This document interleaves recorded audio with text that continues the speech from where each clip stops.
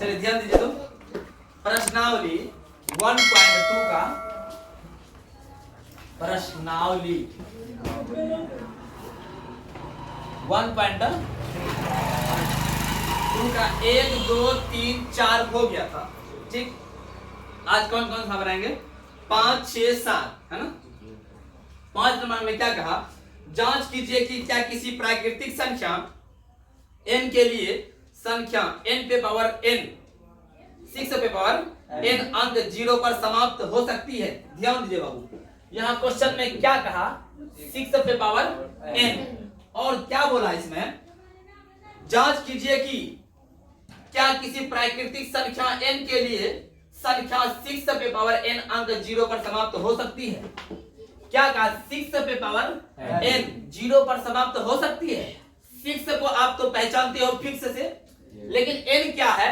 n बोला प्राकृतिक संख्या है। n क्या बोला? नेचुरल नंबर, प्राकृतिक संख्या 1 2 3 4 5 6 7 8 कुछ भी हो सकता है अनंत रूप से।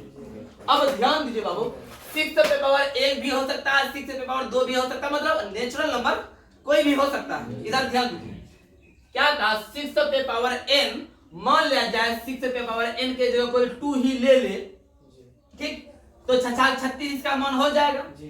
नहीं होगा। क्या 0 पर समाप्त हुआ? नहीं हुआ ना।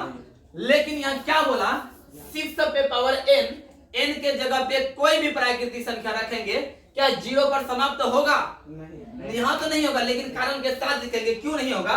अब ध्यान दीजिए, कोई भी संख्या पे पावर n 0 पर तभी समाप्त होता है जब उस संख्या का गुणनखंड करेंगे ना। कौन सा गुणनखंड? अभाज्य गुणनखंड। जब जैसे 6 ही दे दिया है, या तो 4 पे पावर n भी दे सकता था, 8 पे पावर n भी दे सकता था, ठीक। अगर 6 दिया है, अगर 6 का अभाज्य गुणनखंड कीजिए, कितना आया? 2 गुना 3, 2 गुना 3 आएगा ना। 6 का अभाज्य गुणनखंड 2 गुना 3 आएगा। जिसका गुणनखंड में 2 और 5 दोनों आएगा वही 0 पर समाप्त होगा। जिसका गुणनखंड में 2 और 5 नहीं आएगा वो 0 पर समाप्त नहीं होगा। ध्यान दीजिए बाबू, बोलेंगे 0 पर वही संख्या समाप्त होता है जिसका अभाज्य गुणनखंड में 2 और 5 दोनों आए। अगर 2 और 5 के अलावा कोई और भी आएगा, लेकिन ये भी आया है, तब समाप्त हो जाएगा 0 पे। 2 और 5 आएगा तो 0 पर समाप्त होगा, 2 और 5 नहीं आएगा तो 0 पर समाप्त नहीं होगा। अब 6 का अभाज्य गुणनखंड कीजिएगा, 2 और 5 आएगा? नहीं आएगा। 2 तो आ रहा है, 3 भी आ रहा है, लेकिन 5 नहीं आ रहा है। 2 5 लाना है हमको। क्या क्या लाना है? 2 5। अगर अभाज्य गुणनखंड में, किसी का भी अभाज्य गुणनखंड में 2 और 5 आएगा तो वो 0 पर समाप्त होगा। 2 5 नहीं आएगा, 0 पर समाप्त नहीं होगा। अगर 4 पे पावर n दे दे, नया क्वेश्चन बना के, जैसे 6 पे पावर n दे दिया है, अगर उसी जगह 4 पे पावर n दे दे, क्या ये 0 पर समाप्त होगा? ये भी नहीं होगा। क्यों? क्योंकि सर 4 का अभाज्य गुणनखंड करेंगे ना, 2 गुना 2 यानी 2 गुना 2 आएगा। यहाँ तो 2 आया लेकिन 5 नहीं आया। 0 पर तभी समाप्त होगा जब 2 भी आए और 5 भी आए। एक चीज आएगा, एक चीज नहीं आएगा, फिर नहीं होने वाला। क्या अगर 8 पे पावर n दे, क्या वो 0 पर समाप्त होगा? देखते हैं। 8 का अभाज्य गुणनखंड कीजिए, 2 4 2 2 2। 8 का गुणनखंड क्या आया? 2 गुना 2 गुना 2। 8 का जब आप गुणनखंड किए, 2 तो आया लेकिन 5 नहीं आया। क्या बोला? कोई भी संख्या 0 पर समाप्त तभी होता है जब उसका अभाज्य गुणनखंड 2 और 5 दोनों के रूप का हो। यहाँ 2 के रूप का है लेकिन 5 के रूप का नहीं है। अगर आपको कह देंगे क्या 10 पे पावर n 0 पर समाप्त होगा? देखते हैं, ये होगा। 10 का अभाज्य गुणनखंड कीजिए, 2 5 5 5 एकम 5, ठीक। 2 गुना 5 के रूप में आ गया, ये 0 पर समाप्त होगा। अगर आपको कहेगा 20 पे पावर n 0 पर समाप्त होगा, पहले आपको क्या करना है? 20 का अभाज्य गुणनखंड करना है। क्या करना है? 20 का अभाज्य गुणनखंड करना है। अगर 20 का अभाज्य गुणनखंड में 2 और 5 दोनों आ गया तो 0 पर समाप्त होगा। अगर 2 5 के अलावा और भी कोई आएगा फिर भी होगा। कम से कम 2 5 होना चाहिए। क्या क्या होना चाहिए? 2 5 होना चाहिए। 20 का अभाज्य गुणनखंड कीजिए, 2 10, फिर 2 5, फिर 5, तो 20 का गुणनखंड जब आप किए अभाज्य गुणनखंड क्या क्या है 2 गुना 5। हमको ये चीज देखना है 2 छापना है 5 छापना है।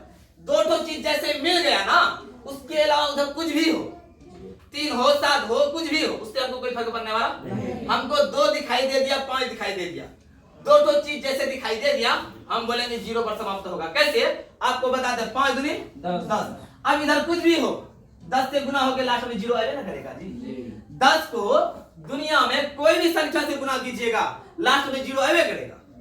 10 को 95 100 से गुना कीजिए 95 100 मत बोलो 975 975 को 10 से गुना करो लास्ट में 975 0 आएगा। इसीलिए 10 बनाने के लिए 2 और 5 हम खोज रहे हैं।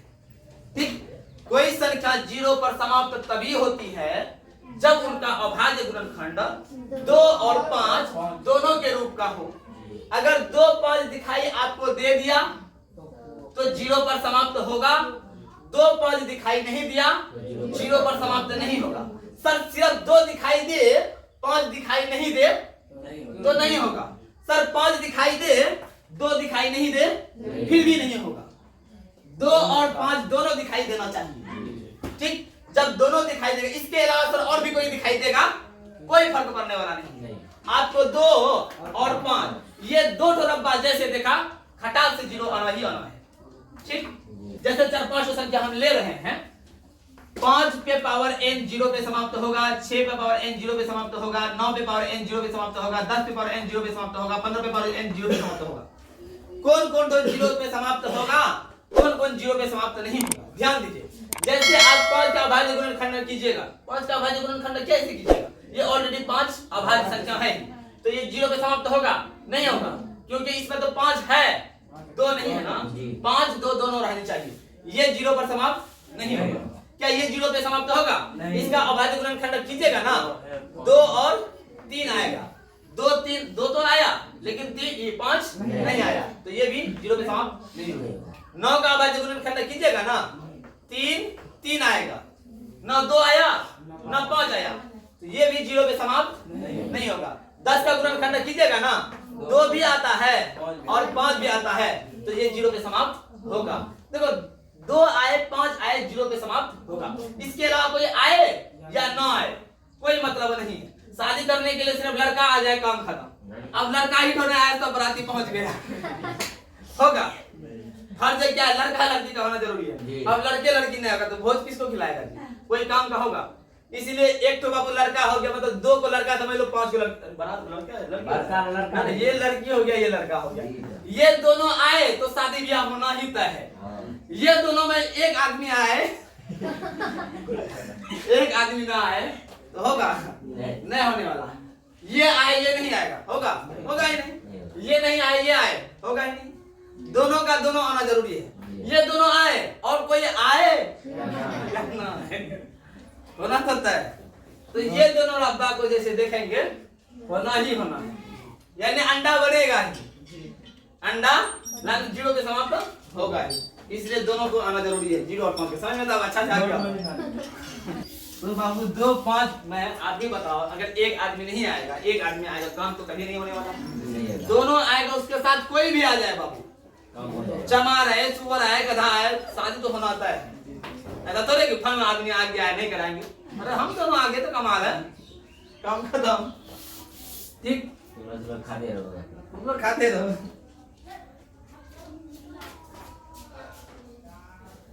ध्यान देखो अब क्या नंबर का बोला 6 नंबर का ना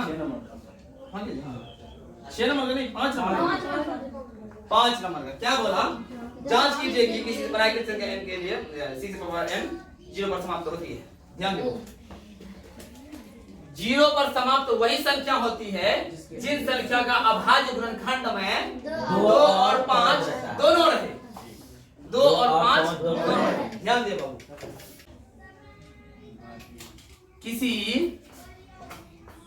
संख्या को 0 यानी 0 पर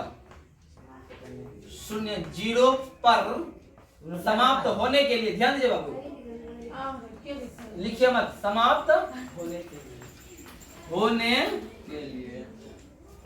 के लिए उसका अभाज्य गुणनखंडन, उसका अभाज्य गुणनखंड 2 गुना 5 के रूप का होना जरूरी है, होना जरूरी है। ध्यान देखो, किसी संख्या को शून्य 0 पर समाप्त होने के लिए उसका अभाज्य गुणनखंड 2 गुना 5 के रूप का होना जरूरी है। 2 गुना 5 के रूप का होगा तब यह 0 पर समाप्त होगा। 2 गुना 5 के रूप का नहीं होगा तो 0 पर समाप्त नहीं होगा। अब ध्यान दीजिए, 6 का अभाज्य गुणनखंड करने पर 6 का अभाज्य 6 से पा रहे हैं, 6 से पा रहे हैं, 6 का अभाज्य गुणनखंड करने पर 6 का अभाज्य गुणनखंड कीजिए, क्या होगा? 6 बराबर 2 गुना 3। ठीक, यहां 6 का अभाज्य गुणनखंड 2 के रूप का है, 2 के रूप का है, लेकिन 5 के रूप का नहीं है। अर्थात इसको दूसरा वर्ड में बोलेंगे तो देखेंगे, यहां 6 का अभाज्य गुणनखंडन, 6 का अभाज्य गुणनखंड 2 और 5 के रूप का नहीं है। 2 गुना 5 के रूप का नहीं है। इसलिए 6 पे पावर n 0 पर 0 बोले 0 पर समाप्त नहीं होगा। नहीं, 1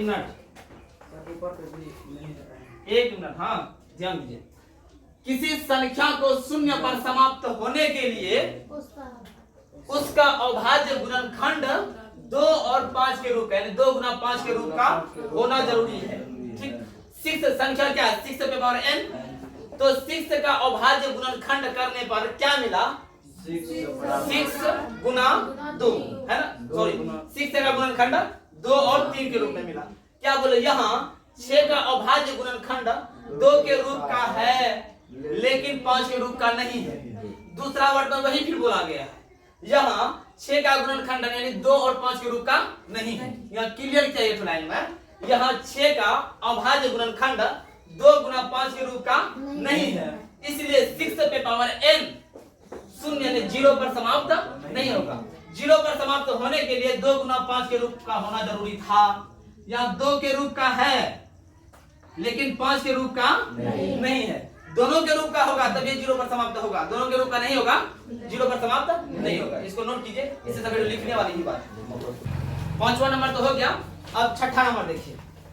ठीक, 6ठा नंबर क्या कह रहा है? व्याख्या कीजिए कि 7 गुना 11 गुना 13 प्लस 13 और 7 गुना 6 गुना 5 गुना 4 गुना 3 गुना 2 गुना 1 गुना 1 प्लस 5 भाज्य संख्या क्यों है? 2 ठो यहाँ संख्या दे दिया है। कौन कौन संख्या दे दिया? दोनों संख्या ले लेते हैं।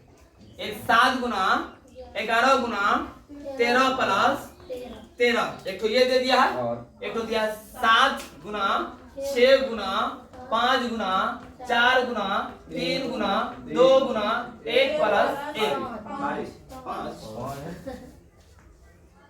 है ना। ये संख्या भाज्य संख्या है तो क्यों है?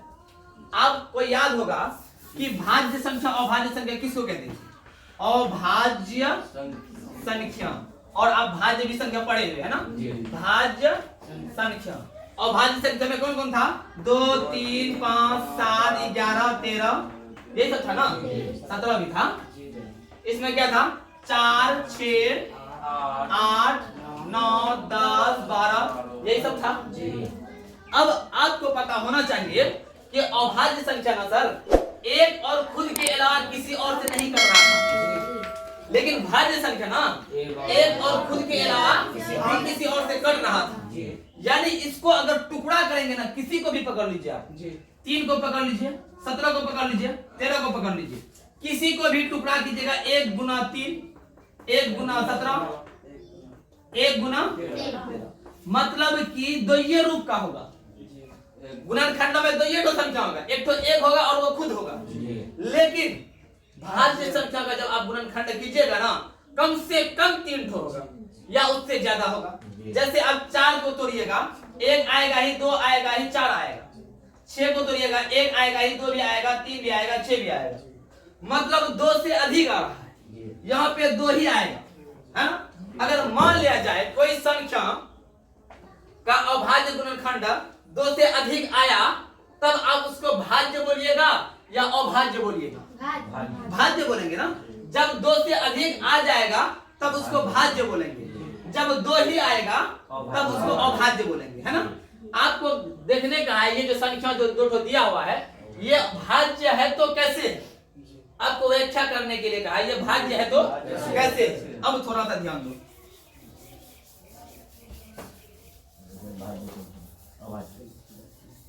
ध्यान दीजिए। पद हमेशा 2 चीज से चेंज होता है। कौन कौन चीज से? प्लस और माइनस। पद जो चेंज होता है ना बाबू 2 चीज से होता है, प्लस और माइनस। गुणा भाग से पद चेंज नहीं होता है। इसमें कै ठो पद है? 2 ठो पद, यहां से लेकर यहां तक 1 ठो, यहां से यहां तक 1 ठो। इसमें 2 ठो पद है, क्योंकि पद जो अलग अलग होता है केवल प्लस और माइनस। यहाँ 1 ठो प्लस है, इधर 1 ठो पद हुआ, इधर 1 ठो पद हुआ, 2 पद हो गया इसमें। इसमें देखो कै ठो पद है? प्लस है, 1 ठो प्लस है, और माइनस माइनस कहीं है क्या? क्या प्लस ही कहीं है? 1 ठो प्लस है। यहाँ से लेकर यहाँ तक 1 पद, यहाँ से लेकर यहाँ तक 1 पद। अब ध्यान दे, कॉमन लीजिए, पद में कॉमन ले सकते हैं, इसमें और इसमें। ये ठो पद में, ये ठो पद में क्या चीज दोनों में सेम है? 13 ले लीजिए। जब 13 ले लिए तो यहाँ क्या क्या बचेगा? 7 बचेगा, 11 बचेगा। 13 जब ले लिए 13 बचेगा, तो इसके बदले आप 1 लिख सकते हैं प्लस। 13 जब ले लिए इसके बदले 1। अब ध्यान दीजिए ना, इसको गुना कीजिएगा ना, 13 एकम 13, 13 एकम 13 हो जाएगा।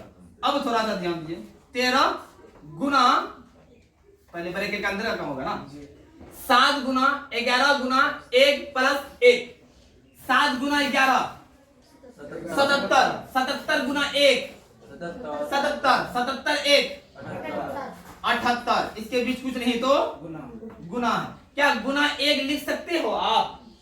गुना 1 लिख सकते, बिल्कुल लिख सकते, कोई फर्क नहीं पड़ने वाला। अब आप बोलिए ये गुणनखंड हुआ कि नहीं हुआ? गुणनखंड हुआ। 3 संख्या है या नहीं है? आपको क्या कहे, जब 2 ठो संख्या केवल आएगा तब वो अभाज्य संख्या होगा। यहाँ 3 संख्या, इससे ज्यादा भी टुकड़ा हो सकता है। 78 को अभी तोड़ेंगे ना, ढेर ही निकल जाएगा, लेकिन हमको तोड़ने से क्या फायदा, फालतू का समय बर्बाद। हमको 3 तो जब मिल ही गया, अगर नहीं मिलता तब 78 का छेड़खानी हम करते। जब 3 तो हमको मिल ही गया, जब तीनों संख्या ये आ गया, तो इसको भाज्य बोलेंगे कि अभाज्य बोलेंगे? बोलेंगे यह भाज्य संख्या है। क्यों? क्योंकि यह अभाज्य संख्या के रूप में टूट सकता है। यह अभाज्य संख्या के रूप में,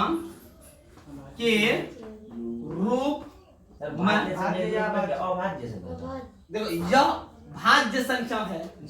जो भी भाज्य संख्या होगा ना उसको अभाज्य संख्या के रूप में तोड़ सकते हैं। समझिए बात को। अब 4 क्या है आपका? भाज्य संख्या के अभाज्य संख्या। 4 भाज्य है। 2 क्या है आपका? भाज्य के अभाज्य। ये अभाज्य है, इसको फिर अभाज्य के रूप में तोड़ सकते हो? नहीं तोड़ सकते, ये ऑलरेडी अभाज्य है। लेकिन ये क्या है? भाज्य है। जब ये भाज्य, इसको अभाज्य के रूप में तोड़ सकते हो? बिल्कुल तोड़ सकते हैं। 2 गुना 2, 8 क्या है? भाज्य है, तो इसको अभाज्य के रूप में तोड़ सकते हैं? बिल्कुल। 2 गुना 2 गुना 2, 9 क्या है? भाज्य है, इसको अभाज्य संख्या के रूप में तोड़ सकते हैं? बिल्कुल। 3 गुना 3 केवल भाज्य संख्या को अभाज्य संख्या के रूप में तोड़ सकते हैं। अभाज्य संख्या को क्या तोड़िएगा, वो ऑलरेडी तो अभाज्य है। तो क्या बोले हम, यह अभाज्य संख्या है, सॉरी यह भाज्य संख्या है। जब भाज्य संख्या है तब अभाज्य संख्या के रूप में टूट सकता है, रूप में टूट सकता है, टूट सकता है। ये भाज्य संख्या है तो क्यों है, इसलिए है क्योंकि ये अभाज्य संख्या के रूप में टूट सकता है। ये आपका हो गया आंसर।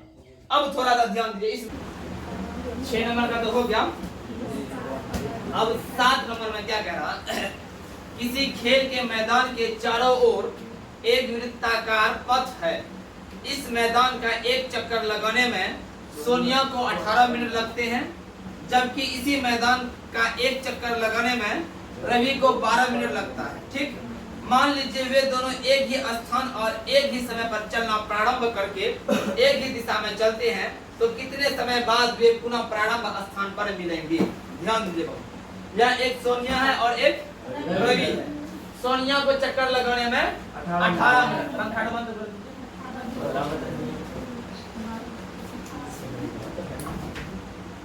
सोनिया को एक चक्कर लगाने में 18 मिनट, रवि को एक चक्कर लगाने में 12 मिनट। लड़का है ना, इसलिए बोलते हैं लड़की लोग को गलियाते हैं कि बहुत स्लो चलता है हम लोग। रवि को एक चक्कर लगाने में 12 मिनट, सोनिया को एक चक्कर लगाने में 18। कहता है कोई एक वृत्ताकार मैदान है, वृत्ताकार मतलब वृत्त के आकार का है ना, वृत्ताकार एक तो मैदान है, सोनिया और रवि दोनों इसके चारों ओर चक्कर लगाना चाहता है। ठीक, अब कहता है एक ही स्थान से एक ही समय में एक ही दिशा में दोनों आदमी चलता है। मान लीजिए एक रवि है और एक सोनिया है। ठीक, रवि और सोनिया दोनों एक बिंदु पर खड़ा हो करके, मतलब एक सीध में खड़ा हो करके एक ही समय में, मतलब एक ही जगह से एक ही समय में एक ही स्थान से, मतलब एक ही दिशा में चक्कर लगाती है। मतलब ये नहीं कि ये इधर गया तो ये इधर आ गया, नहीं, दोनों इधर ही चक्कर लगाती है। ठीक, एक लगाता है, एक लगाती है।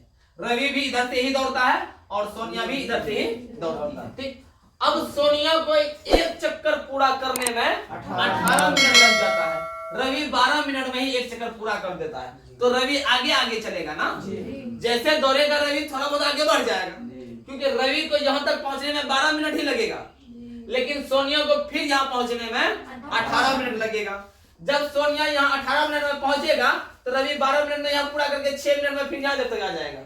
समझिए बात को, क्योंकि रवि और सोनिया एक ही साथ चलना प्रारंभ करती है, एक ही जगह से होती। अब ध्यान दीजिए, 12 मिनट जैसे होगा ना, रवि फिर से यहाँ आ जाएगा, लेकिन सोनिया वहां पहुंच पाएगा नहीं। जैसे 18 मिनट होगा, सोनिया यहीं पे होगी, लेकिन रवि पता है कहाँ होगा, आधा दूरी फिर से तय कर लेगा, क्योंकि 12 मिनट में पूरा करेगा तो 6 मिनट में आधा करेगा ही ना। तो दूसरा मिनट जैसे, मतलब 18 मिनट जैसे होगा, सोनिया यहाँ होगा और रवि यहाँ होगा। कहता है दोनों फिर से एक ही स्थान पे, कहीं भी वो स्थान हो सकता है, एक ही स्थान पे दोनों कब मुलाकात होगा? ये भी दौड़ते होगा, दौड़ते होगा, दौड़ते होगा, वो मुलाकात कब होगा? अब ध्यान, दौड़ते रहेगा तो ढेरी बार मुलाकात हो सकता है, दौड़ते रहेगा, दौड़ते रहेगा, तो पहली मुलाकात कब होगा? वह न्यूनतम समय क्या है जो पहली मुलाकात होगा? आपको क्या बताते हैं, जब न्यूनतम की बात आ जाए ना, तो वह इससे होगा एलसीएम होगा। क्या होगा? जब न्यूनतम की बात आ रहा है, क्योंकि दौड़ेगा, मान लिया ये चक्कर के चारों, मैदान के चारों दोनों घूम रहा है, दौड़ते रहेगा भर दिन तक, ढेरी बार मुलाकात हो सकता है। तो पहली मुलाकात कब होगा, यानी वह न्यूनतम समय क्या होगा जो पहली मुलाकात होगा? तो न्यूनतम समय ज्ञात करने के लिए आपको एलसीएम करना होगा। क्या बोलेंगे? प्रश्नानुसार स्पष्ट है कि दी गई संख्या का एलसीएम होगा, जो बोले थे वहां एलसीएम। तो सोनिया को दौड़ने में एक चक्कर पूरा लगाने में 18 मिनट और रवि को एक चक्कर लगाने में 12 मिनट लगता है। ठीक, तो क्या बोलेंगे? प्रश्नानुसार स्पष्ट है कि दी गई संख्या का एलसीएम होगा। क्या बोलेंगे? इधर ध्यान दीजिए, प्रश्नानुसार स्पष्ट है, स्पष्ट है कि दी गई संख्या का एलसीएम होगा। दी गई संख्या क्या है? 8 18 तो दूसरा 12। अब एलसीएम निकालने के लिए वो भाग विधि पहले करते थे, लेकिन यहाँ पे अभाज्य गुणनखंडन विधि से एलसीएम निकालेंगे, जैसे अभी निकाले हैं। ठीक, जब 18 को आप तोड़िएगा, ध्यान दीजिए, 2 9 3 3 3 1 है ना, तो 18 को 2 गुना 3 गुना 3 के रूप में टूटेगा। 12 2 गुना 3 के रूप में टूटेगा। ध्यान देना, 12 2 6 2 3 3 है ना, 2 गुना 3 के रूप में टूटा ना। ठीक, 18 2 गुना 3 के रूप में टूटा। अच्छा, 12 2 गुना 3 के रूप में टूटा। अब एचसीएफ जब आप निकालते थे, मिलाते थे, है ना, ये तो मिला और ये तो मिला, और कहीं मिलेगा नहीं।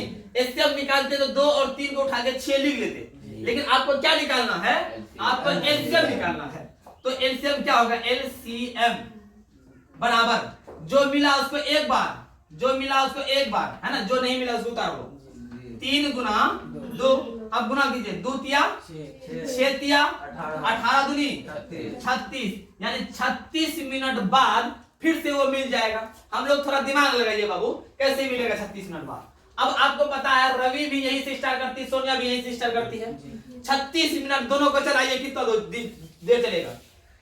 अगर रवि दौड़ेगा तो 12 मिनट में 1 चक्कर, 24 मिनट में 2 चक्कर, 12 मिनट बचता 36 मिनट में 3 चक्कर। 36 मिनट में ये 3 चक्कर लगा देगा।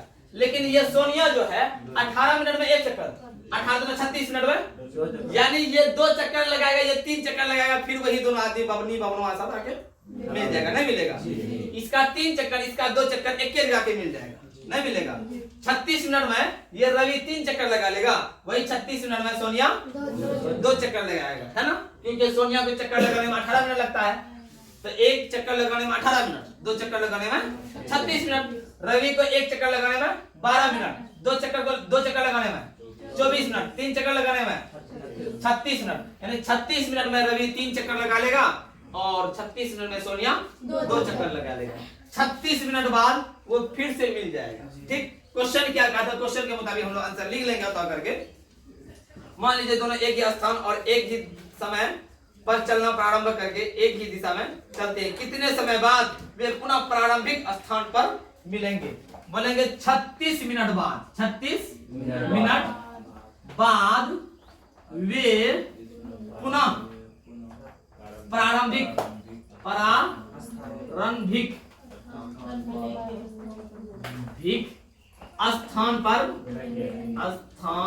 पर मिलेंगे। ध्यान दीजिए बाबू, अतः करके लिख देना है। क्या बोले, प्रश्नानुसार स्पष्ट है दी गई संख्या का एलसीएम होगा। 18 और 12 का अभाज्य गुणनखंडन किए, उस हिसाब से आप एलसीएम निकाले। एलसीएम 36 आया, एलसीएम 36 ना आया। बोलेंगे अतः 36 मिनट बाद, क्योंकि ये 18 मिनट था, 12 मिनट था, इसीलिए ये भी मिनट नहीं आएगा। 36 मिनट बाद वे पुनः प्रारंभ, वे बोला तो दोनों, वे पुनः प्रारंभिक स्थान पर मिलेंगे। कितना देर बाद, 36 मिनट बाद। यही आपको क्या हो जाएगा आंसर।